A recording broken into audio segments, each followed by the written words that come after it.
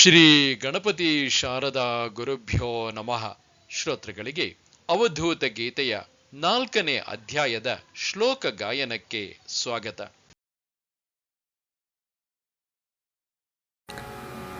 ನಾವಾಹನಂ ನೈವ ವಿಸರ್ಜನಂ ವಾ ಪುಷ್ಪಾಣಿ ಪತ್ರಾಣಿ ಕಥಂ ಭವಂತಿ ಧ್ಯಾನಾನಿ ಮಂತ್ರಾಣಿ ಕಥಂ ಭವಂತಿ ಸಮಾಸಮಂ ಚೈವ ಶಿವಾರ್ಚನಂ ಚ ನ ಕೇವಲಂ ಬಂಧ ವಿಬಂಧ ಮುಕ್ತೋ ನ ಕೇವಲಂ ಶುದ್ಧ ವಿಶುದ್ಧ ಮುಕ್ತಃ ನ ಕೇವಲಂ ಯೋಗ ವಿಯೋಗ ಮುಕ್ತಃ ಸ ವೈ ವಿಮುಕ್ತೋ ಗಗನೋಪಮೋಹಂ. ಸಂಜಾಯತೆ ಸರ್ವಮಿದಂ ಹಿ ತಥ್ಯಂ ಸಂಜಾಯತೆ ಸರ್ವಮಿದಂ ವಿತಥ್ಯಂ ಏವಂ ವಿಕಲ್ಪೋ ಮಮ ನೈವ ಜಾತಃ ಸ್ವರೂಪ ನಿರ್ವಾಣಮನಾಮಯೋಹಂ.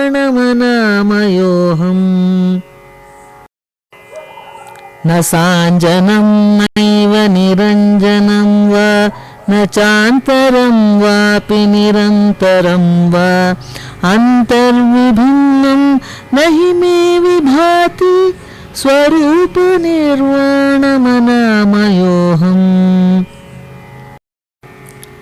ಅಬೋಧಬೋಧೋ ಮಮ ನೈವ ಜಾತೋ ಬೋಧಸ್ವರೂಪಂ ಮಮ ನೈವ ಜಾತಂ ನಿರ್ಬೋಧಬೋಧಂಚ ಕಥಂ ವದಾಮಿ ಸ್ವರೂಪ ನಿರ್ವಾಣಮನಾಮಯೋಹಂ.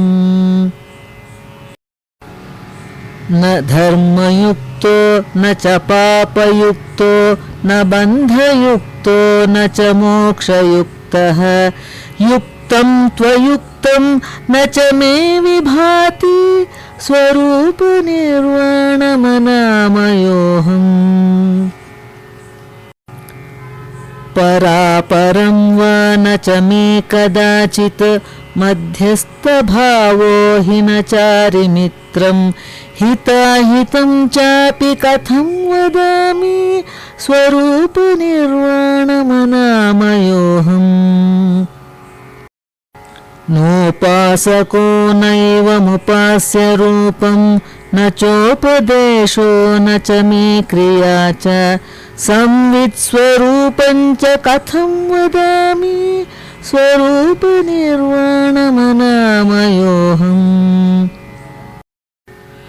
ನೋ ವ್ಯಾಪಕಂ ವ್ಯಾಪ್ಯಮಿಹಾಸ್ತಿ ಕಿಂಚಿತ್ ನ ಚಾಲಯಂ ವಾಪಿ ನಿರಾಲಯಂ ವಾ ಅಶೂನ್ಯ ಶೂನ್ಯಂ ಚ ಕಥಂ ವದಾಮಿ ಸ್ವರೂಪ ನಿರ್ವಾಣಮನಾಮಯೋಹಂ.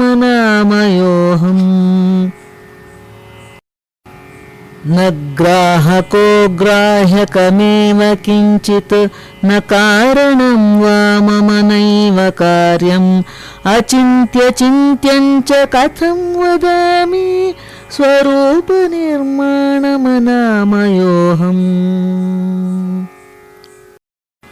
ನ ಭೇದಕಂ ವಾಪಿ ನ ಚೈವ ಭೇದ್ಯಂ ನ ವೇದಕಂ ವಾ ಮಮ ನೈವ ವೇದ್ಯಂ ಗತಗತಂ ತಾತ ಕಥಂ ವದಾಮಿ ಸ್ವರೂಪ ನಿರ್ವಾಣಮನಾಮಯೋಹಂ.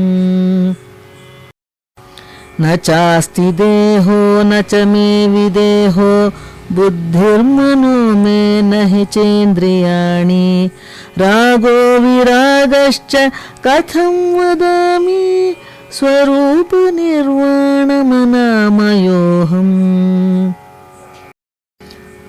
ಉಲ್ಲೇಖಮಾತ್ರಂ ನ ಹಿ ಭಿನ್ನಮುಚ್ಛೈಃ ಉಲ್ಲೇಖಮಾತ್ರಂ ನ ತಿರೋಹಿತಂ ವೈ ಸಮಾಸಮಂ ಮಿತ್ರ ಕಥಂ ವದಾಮಿ ಸ್ವರೂಪ ನಿರ್ವಾಣಮನಾಮಯೋಹಂ. ಜಿತೇಂದ್ರಿಯೋಹಂ ತ್ವಜಿತೇಂದ್ರಿಯೋ ವಾ ನ ಸಂಯಮೋ ಮೇ ನಿಯಮೋ ನ ಜಾತಃ ಜಯ ಜಯಯುಮಿತ್ರ ಕಥಂ ವದಾಮಿ ಸ್ವರೂಪ ನಿರ್ವಾಣಮನಾಮಯೋಹಂ. अमूर्तमूर्तिर्न च मे कदाचित् आद्यन्तमध्यं न च मे कदाचित् बलाबलं मित्र कथं वदामि स्वरूपनिर्वाणमनामयोऽहम् मृतामृतं वापि विषाविषं च सञ्जायते तात न मे कदाचित् अशुद्धं शुद्धं च कथं वदामि स्वरूपनिर्वाणमनामयोऽहम् स्वप्नप्रबोधो न च योगमुद्रा नक्तं दिवा वापि न मे कदाचित् अतुर्यतुर्यं च कथं वदामि स्वरूपनिर्वाणमनामयोऽहम् संविद्धि मां सर्वविसर्वमुक्तं मायाविमाया न च मे कदाचित् सन्ध्यादिकं कर्म कथं वदामि स्वरूपनिर्माणमनामयोऽहम् संविद्धि मां सर्वसमाधियुक्तं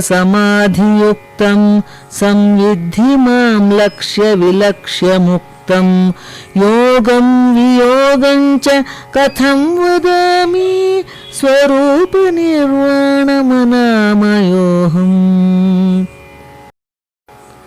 मूर्खोऽपि नाहं न च पण्डितोऽहं मौनं विमौनं न च मे कदाचित् तर्कं वितर्कं च कथं वदामि स्वरूपनिर्वाणमनामयोऽहम् पिता च माता च कुलं न जातिः जन्मादिमृत्युर्न च मे कदाचित् स्नेहं विमोहं च कथं वदामि स्वरूपनिर्वाणमनामयोऽहम्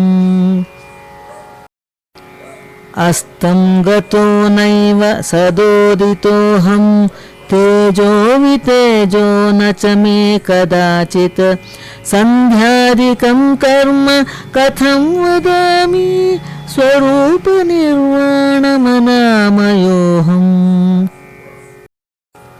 असंशयं विद्धि निराकुलं माम् असंशयं विद्धि निरन्तरं माम् असंशयं विद्धि निरञ्जनं माम् स्वरूपनिर्वाणमनामयोऽहम् ध्यानानि सर्वाणि परित्यजन्ति शुभाशुभं कर्म परित्यजन्ति त्यागामृतं तात पिबन्ति धीराः स्वरूपनिर्वाणमनामयोऽहम् विन्दति विन्दति नहि नहि यत्र छन्दो लक्षणं नहि नहि तत्र समरसमग्नो भावितपूतः प्रलपति तत्त्वं परमवधूतः। ನಮಸ್ತೆ ಶಾರದೆ ದೇವಿ ಕಾಶ್ಮೀರ ಪುರವಾಸಿನಿ ತ್ವಾಮಹಂ ಪ್ರಾರ್ಥಯೇ ನಿತ್ಯಂ ವಿದ್ಯಾದಾನಂಚ ದೇಹಿ ಮೇ. ನಮಸ್ಕಾರ.